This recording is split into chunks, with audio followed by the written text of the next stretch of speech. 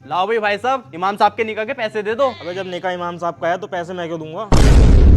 अरे भाई साहब, हमारे कहने का मतलब ये है, जो इमाम साहब के सालाना पैसे जाते हैं वो पैसे देने हैं आपको। लाओ जी भाई साहब, इमाम साहब के निकाह के पैसे दे दो। ये लो भाई साहब 500 रुपए। ये तो तुम्हारे आ गए, अपने अब्बा के भी दो। इमाम साहब ये अब्बा के ही तो हैं। तो फिर अपने दो। मैं अपने इसलिए ना दे रही, मेरी बहू मैं के गई है। अरे तो भाई साहब, बहू थोड़ी देगी पैसे, पैसे तो तुम दोगे। बात वो नहीं है, मेरा चल गया बहू से झगड़ा, क्या पता फैसला ही हो जा। लाओ जी भाई साहब, इमाम साहब के निकाह के पैसे दे दो। आ गया भाई साहब, आ गया। ये लो।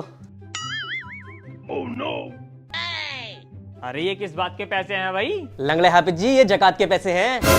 मैंने मोबाइल में देखा था, जकात के पैसों का असली हक अपाइजों का होता है।